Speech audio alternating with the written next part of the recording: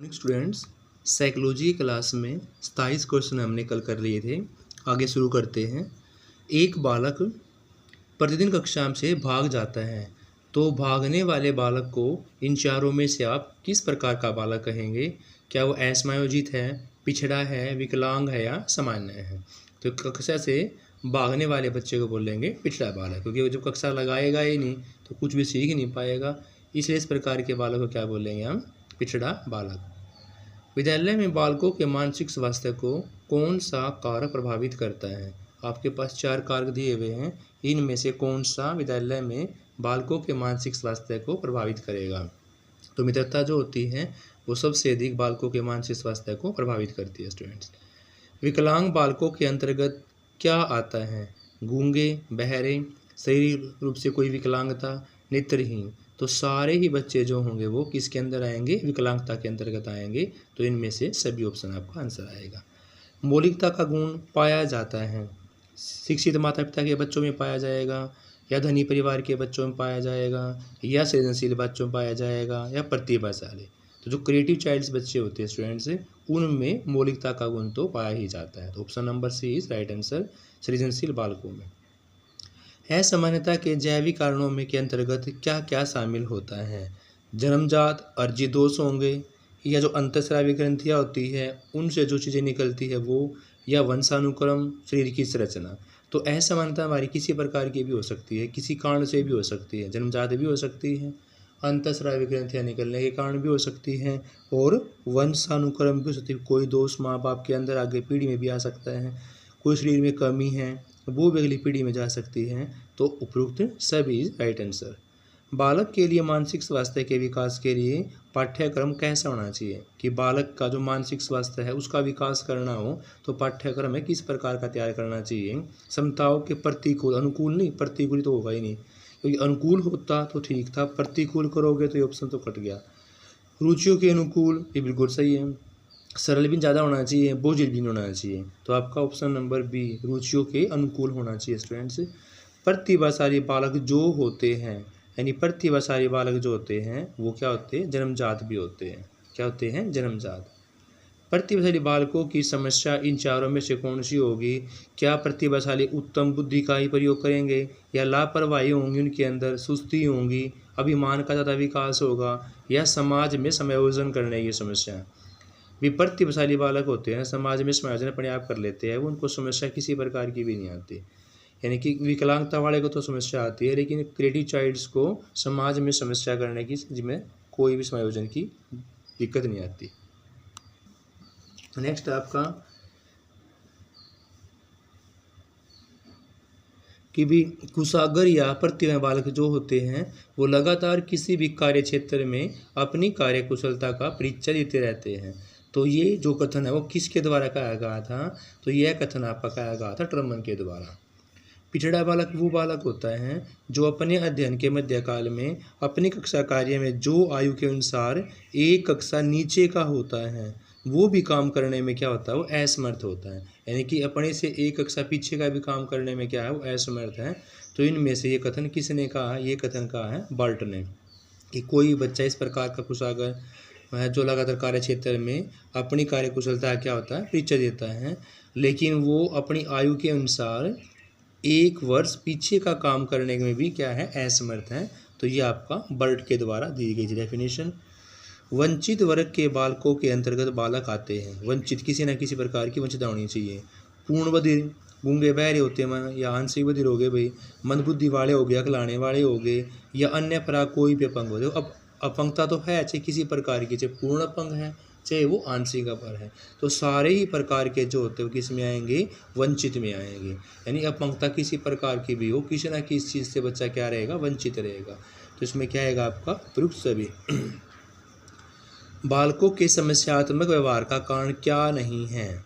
देखो, अनैतिक व्यवहार तो नहीं हो सकता, लाड़ प्यार भी नहीं हो सकता, निरंतर भी नहीं हो सकता। तो मनोरंजन की सुविधा भी बच्चों के समस्यात्मक व्यवहार को प्रभावित नहीं करती। कौन सा समस्यात्मक बालक है इनमें से? कि भी प्रतिभाशाली बालक समस्या पैदा नहीं करेगा, ये नहीं हो सकता। मंदबुद्धि बालक भी नहीं होगा, पिछड़े बालक भी नहीं होगा। तो चोरी करेगा वो समाज के लिए क्या करेगा? समस्या पैदा करेगा। यानी कि चोरी करने वाला जो बच्चा होता है वो एक समस्यात्मक बच्चे कैटेगरी के अंदर गिना जाएगा स्टूडेंट्स। अंधे बालक को शिक्षा देने के कौन सी भाषा, कौन सी लिपि यूज करेंगे? क्या गाना बजा के उसको शिक्षा दे सकते हैं? क्या टंकण कंप्यूटर के द्वारा दे सकते हैं? या टीवी के द्वारा दे सकते हैं? जब अंधा बच्चा होगा तो सिर्फ वो ब्रेल लिपि से ही, जब भी आपका अंधे बच्चे की बात आती है तो लुइस ब्रेल, जिसको लुइस ने डिस्कवर किया था, तो वो ब्रेल लिपि सबसे बेस्ट रहेगी स्टूडेंट्स। नेक्स्ट आपका, किसी व्यक्ति को कौन से विषय पढ़ने चाहिए, कि कौन से व्यायाम करने चाहिए कि किसी क्षेत्र में भी एक से अधिक सफलता उसको मिल सकती है? तो ये परिभाषा आपकी दी गई स्टूडेंट्स एन तिवारी के द्वारा, कि किसी व्यक्ति को अगर ज़्यादा फील्ड्स में कामयाब होना है तो उसको विषय भी क्या करने पड़ेंगे, ज़्यादा पढ़ने पड़ेंगे। इस प्रकार की परिभाषा आपकी किसी ने दी एन तिवारी ने स्टूडेंट्स। नेक्स्ट है, इनमें से कौन सी विशिष्ट योग्यता की मुख्य विशेषता क्या है? कि आपके पास 4 विशिष्ट योग्यताएं हैं, उसकी भी क्या योग्यता है? कि यह योग्यता अनेक प्रकार की होती है, या यह योग्यता जो होती हैं प्रयास और अर्जित के द्वारा गेन की जा सकती हैं। विशिष्ट योग्यता व्यक्ति में अलग अलग प्रकार की पाई जाती है। तो क्या आंसर आएगा आपका कि विशिष्ट योग्यता जो होती हैं उनकी सारी विशेषताएं होंगी। योग्यता अनेक प्रकार की भी होती हैं, प्रयास से अर्जित की जा सकती हैं, और विशिष्ट योग्यता जो होती है व्यक्ति में अलग अलग पाई जाती है। तो आंसर क्या होगा आपका उपयुक्त सभी। मनोविज्ञान के अनुसार इन चारों में से कौन सी विधि काम में लाई जा सकती है? देखो, अंतर्देशीय विधि होगी, समाज में नाटक करके प्रस्तुत कर पाएंगे, या मनोनाटकीय विधि होगी। तो सारी विधि ऐसी हैं जो हम मनोवैज्ञानिक के अनुसार प्रयोग में लाई जा सकती है। प्रतिभाशाली बालकों की समस्या क्या क्या होगी? कि स्कूल विश्वविद्यालय के चयन की समस्या भी, कौन सा विषय ले कौन सा नहीं। प्रतिभाशाली बच्चे होते हैं वो पढ़ने में होशियार होते हैं, इसलिए उसको सब्जेक्ट को चूज करने में दिक्कत आती है। कौन से अध्यापन की विधि टीचर उसको पढ़ाएगी वो बेस्ट पढ़ पाए, तो ये भी समस्या होती है उनकी। गिरोह में शामिल होना, कि गिरोह में शामिल हो कि नहीं हो, कौन से गिरोह में शामिल हो, इस प्रकार की सारी समस्याएं जो होती है वो प्रतिभाशाली बच्चे के अंदर आती हैं, होती हैं। तो इसका आंसर क्या आएगा आपका उपयुक्त सभी। प्रतिभाशाली छात्रों की पहचान किस प्रकार हम कर सकते हैं? कि कोई बच्चा प्रतिभावान है उसकी पहचान हम कैसे करेंगे? उपलब्धि परीक्षण के द्वारा बिल्कुल कर पाएंगे, अभिरुचि उसका एप्टीट्यूड टेस्ट कर लेके, या बुद्धि परीक्षा। देखो, प्रतिभाशाली बच्चे की पहचान करने के लिए आप सारे टेस्ट कर सकते हैं, उसकी उपलब्धि का पता लगा सकते हैं, अभिरुचि का पता लगा सकते हैं, और उसकी बुद्धि परीक्षा के द्वारा भी आप उसका प्रतिभावान चेक कर सकते हैं। नेक्स्ट है, सृजनशील योग्यता वाले बच्चों की जो बुद्धि होती है ना निमन ना प्रखर होती है, प्रखर होती है निमन होती है। जो सृजनशील योग्यता वाले बच्चे होंगे उन बालकों की बुद्धि कैसी होगी स्टूडेंट्स? प्रखर होती है, तेज होती है। नेक्स्ट है, सृजनात्मकता नई वस्तु का सृजन करने की योग्यता होती है।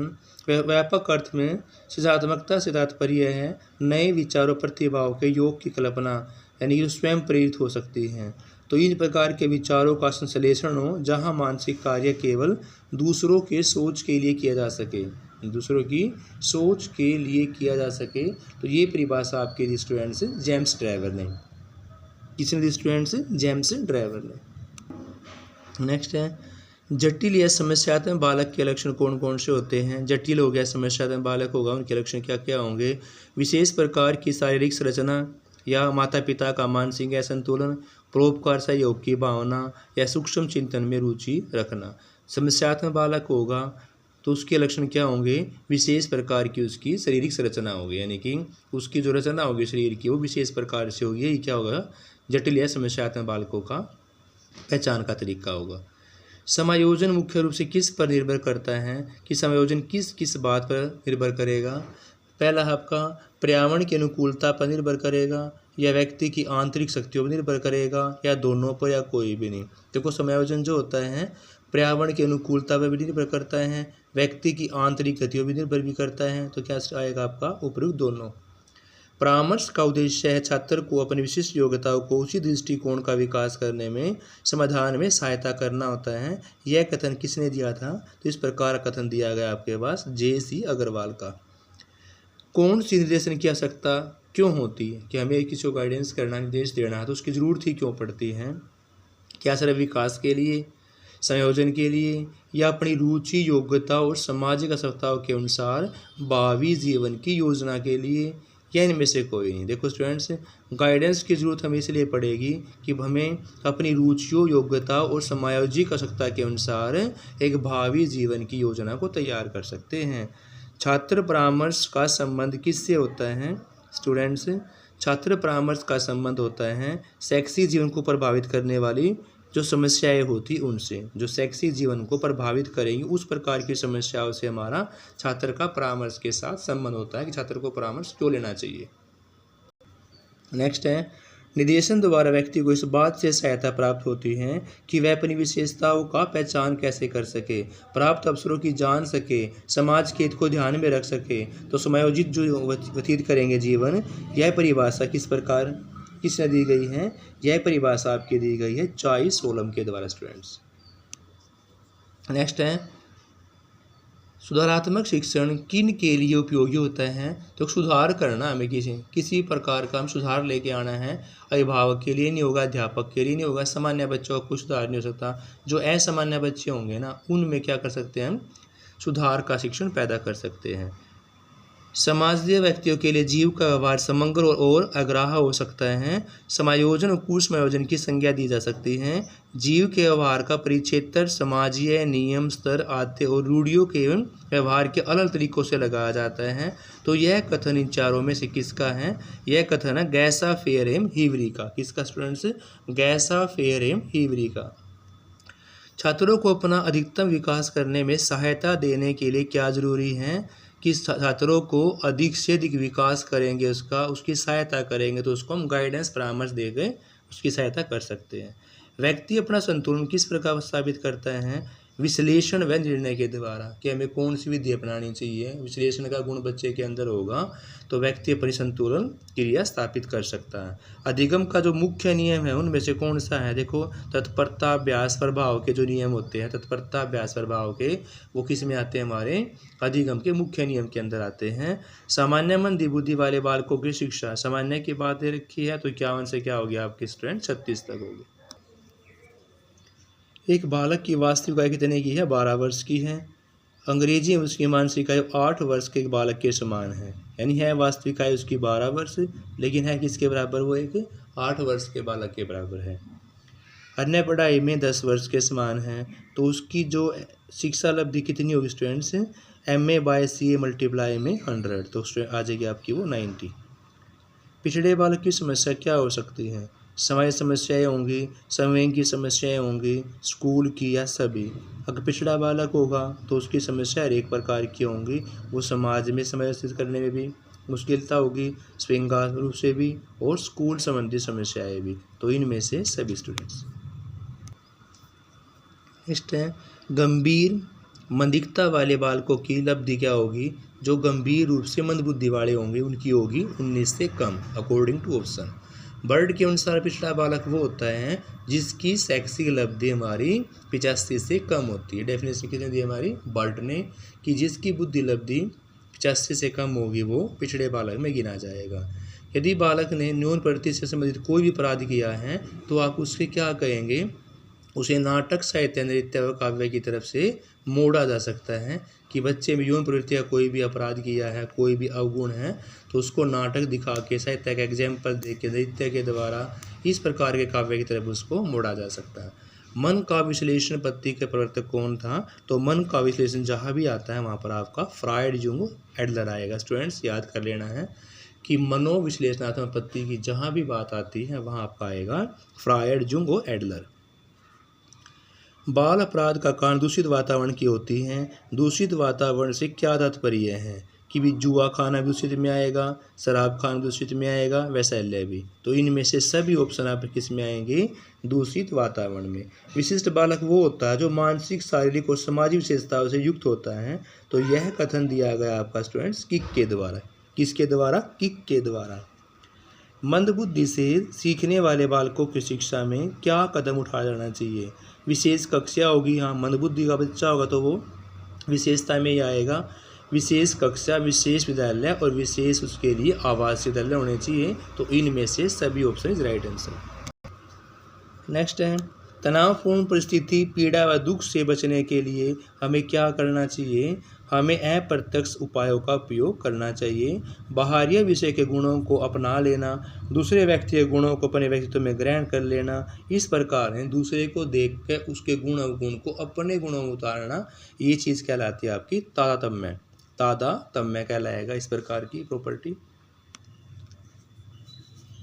सतीपूर्ण विधि का अतिरिक्त शक्ति के रूप में गुणों के विकास में प्रयोग किया जा सकता है, जिससे कि वह वास्तविक या काल्पनिक असफलता के कारण जो तनाव होते हैं उन तनावों को कम कर सके। तो तनावों को कम करने की परिभाषा दी गई थी आपकी क्रो एंड क्रो के द्वारा। इन चारों ऑप्शन में से आपका कुसमयोजित बालक कहलाएगा कि कौन सा कुसमयोजित समायोजित नहीं कर सकता। साधारण सी बात उत्पन्न करने पर असामाजिक, स्वार्थी और स्वार्थादुखी होता है, या परिवेश के अनुकूल बनाने में समर्थ होता है, यानी कि जो परिवेश को अनुकूल नहीं बना सकता वो हमारा कुसमयोजित में आएगा। जो असामाजिक होगा वो भी किस में आएगा? कुसमयोजित में आएगा। और जो साधारण सी बात जो उत्पन्न करने में भी अपना मानसिक संतुलन खो देगा वो भी किस में आएगा स्टूडेंट्स? हमारा कुसमयोजित में आएगा। तो उपयुक्त सभी इज राइट आंसर। व्यक्तित्व का कुसमयोजन क्या प्रकट करता है कि व्यक्तित्व अगर समायोजन नहीं कर पाएगा तो उसका जो स्वभाव है वो आक्रमणकारी हो जाएगा, वो पलायनवादी प्रवृत्ति का हो जाएगा, झगड़ालू भी हो जाएगा। तो इस प्रकार इसका राइट आंसर क्या होगा? सभी। व्यक्तित्व जब समायोजन नहीं कर पाएगा तो आक्रमणकारी भी उसका स्वभाव हो जाएगा, पलायनवादी भी करेगा, वो पिछली प्रवृत्ति में जाएगा, झगड़ालू भी हो जाएगा। व्यक्ति की जो मूल प्रवृत्ति से संबंधित रुचि क्या कहलाती हैं? जो मूल प्रवृत्ति होती है वो जन्मजात होती है स्टूडेंट्स। मूल प्रवृत्तियाँ क्या होती हैं? जन्मजात। तो क्या होगी? जन्मजात रुचि। समायोजन नहीं कर पाने का कारण क्या होगा? कुंठा होगा, तनाव होगा, द्वंद्व होगा, ये सारे। देखो समायोजन नहीं कर पाना किसी प्रकार से भी नहीं हो सकता हो, तो आपका कुंठा भी हो सकती है, तनाव का शिकार भी हो सकता हो, मानसिक द्वंद्व भी हो सकता है, इसलिए उपयुक्त सभी इज राइट आंसर। नेक्स्ट आपका विद्यालय में शिक्षक बालकों में समायोजन के लिए कार्य नहीं करेगा। कठोर दंड देकर कार्य करवाना, ऐसा काम नहीं करना चाहिए शिक्षक को। कौन सा आपका बाहरी प्रेरक होगा? क्या सम्मान देना बाहरी प्रेरक है? पुरस्कार देना, प्रशंसा करना बच्चे की, दंड देना, ये सारे ही बाहरी प्रेरक होंगे स्टूडेंट्स। कि बच्चे को बाहरी समायोजन करवाना है, कि बाहरी मोटिवेशन करवाना है। किसी बच्चे को अगर बाहरी मोटिवेशन करवाना होगा उसको सम्मान दे सकते हैं, पुरस्कार दे सकते हैं, दंड दे सकते हैं, उसको किसी प्रकार का आरोप लगा सकते हैं, प्रशंसा कर सकते हैं। सारे कार्य आपके कौन से होंगे स्टूडेंट्स? बाहरी होंगे। मनस्तावी बालकों की समस्या क्या होती है? जो मनस्तावी बालक होते हैं उनमें से इन चारों में से क्या आपकी समस्या नहीं हो सकती? तो इस प्रकार के बालकों में मौलिकता का गुण नहीं पाया जाता स्टूडेंट्स। नेक्स्ट है कि भी ऐसे प्रेरक जो व्यक्ति के जन्म के साथ ही आते हैं, जो व्यक्ति के जन्म के साथ ही आएंगे वो प्रेरणा क्या कहलाएगी? जो जन्म के साथ ही आएंगे उसको क्या कहलाएंगे हम? जन्मजात प्रेरक। जो प्रेरक वातावरण के संपर्क में हो जाने से विकसित होंगे उनको बोलेंगे हम अर्जित प्रेरक। वह बालक जो अपनी असफलताओं के दोष को किसी दूसरे के ऊपर लाद देंगे, यानी अपने से दूसरे के ऊपर लाद दिया, अपना मानसिक तनाव कम कर दिया, उसको बोलेंगे स्थानापन्न समायोजन। कि अपने से समायोजन छोड़ के दूसरे पर लगा दिया, उसको हम क्या बोलेंगे? स्थानापन्न समायोजन स्टूडेंट्स। फिर है जब बालक अपनी असफलताओं के दोष को किसी और के ऊपर लादने की कोशिश करते हैं तो उसका हो गया स्टूडेंट्स हमारा एक समायोजित व्यक्ति की विशेषता क्या होगी? व्यक्तिगत उद्देश्यों का प्रदर्शन होगा स्टूडेंट्स। क्या होगा?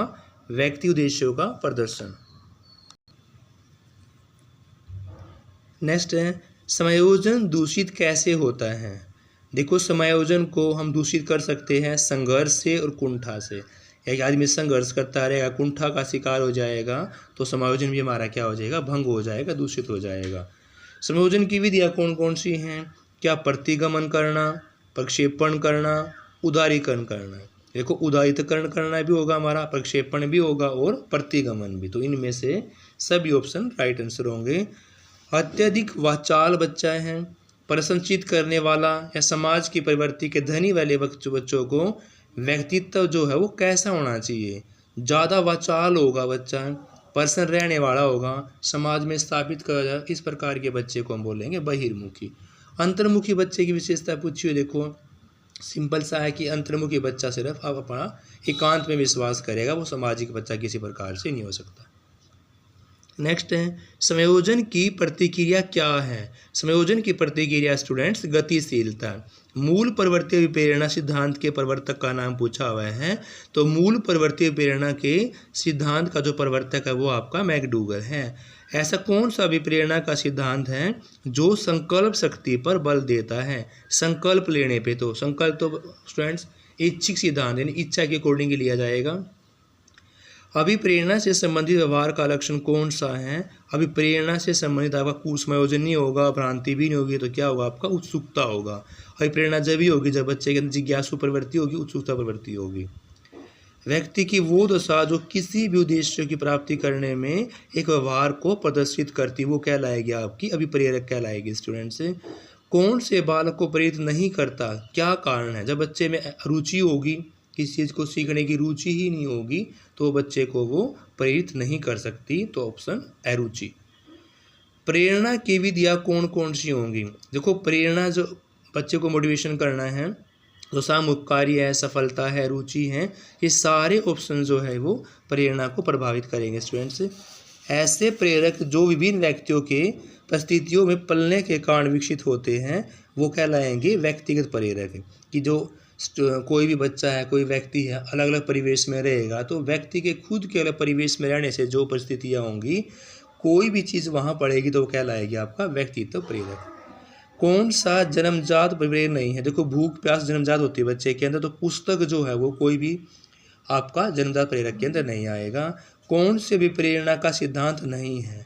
देखो आंतरिक प्रेरणा का सिद्धांत है, आवश्यकता का सिद्धांत भी हेनरी मुर्रे ने दिया था, शारीरिक सिद्धांत भी है, लेकिन हंसने का सिद्धांत कोई भी किसी प्रकार के साइकोलॉजिस्ट के द्वारा नहीं दिया गया। स्टूडेंट्स अधिगम का जो मुख्य चालक है वो क्या होगा। अभिप्रेरणा ही इसकी सीढ़ी है किसकी, अधिगम की। तो जहाँ भी अधिगम का मुख्य चालक आता है वहाँ क्या होगा आपका अभिप्रेरणा, क्योंकि मुख्य सीढ़ी जो अभिप्रेरणा के बगैर तो अधिगम हो ही नहीं सकता। कौन सा प्रेरक अर्जित प्रेरक नहीं है। देखो अर्जित प्रेरक है तो क्रोध को हम अर्जित नहीं कर सकते, जन्मजात भी हो सकता है क्रोध। समाज नीति जो होती है, सामान्य किन तथ्यों का पता चल सकता है, तो तिरस्कृत का पता चलेगा, नायक के गुण का, तटस्थता का। तो समाज नीति गुण के द्वारा जो प्रॉपर्टी होती है सामान्य बच्चों की, वो तथ्यों को पता लगाया जा सकता है हमारा तिरस्कृत, नायक गुण या तटस्थता, इनमें से सभी। वर्तमान में सर्वोत्तम माने जाने वाले व्यक्तित्व के प्रकारों का वर्गीकरण किसकी देन है।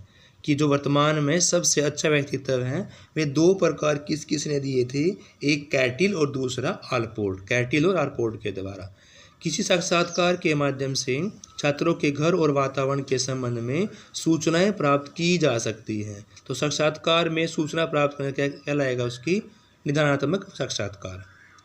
कक्षा शिक्षण में बालकों को प्रेरित करने का समय इनमें से कौन सी बात को ध्यान में रखना चाहिए कि बालकों में आत्मविश्वास की जो भावना है वो ज़्यादा में विकसित करनी चाहिए।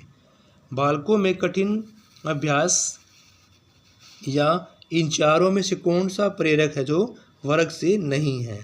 कि जन्मजात प्रेरक होता है, अर्जित भी होता है, सामाजिक होते, विद्यालय प्रेरक नहीं होते स्टूडेंट्स। तो इनमें से नहीं का ऑप्शन पूछा तो नहीं आपका क्या आएगा इसमें से, विद्यालय। अधिगम की सफलता का मुख्य क्या कारण माना गया है। अधिगम की सफलता का कारण स्टूडेंट्स, अधिगम की सफलता का मुख्य आधार क्या है, अधिकारी बनने की इच्छा ही होगा, लक्ष्य प्राप्ति की उत्कृष्ट इच्छा। कि कोई भी अधिगम को सफलता इतनी जल्दी प्राप्त कर सकता है अगर बच्चे के अंदर लक्ष्य प्राप्ति की उत्कृष्ट इच्छा होगी। व्यक्तित्व मापन के लिए संपूर्ण सूचनाएं प्राप्त करने की कौन सी विधि होगी, तो व्यक्तित्व माप करना है तो व्यक्तित्व माप करने के लिए हमें उसके व्यक्ति इतिहास सबसे बेस्ट रहेगा। स्टूडेंट्स नेक्स्ट है अचेतन मन का अध्ययन किस प्रकार किया जाता है।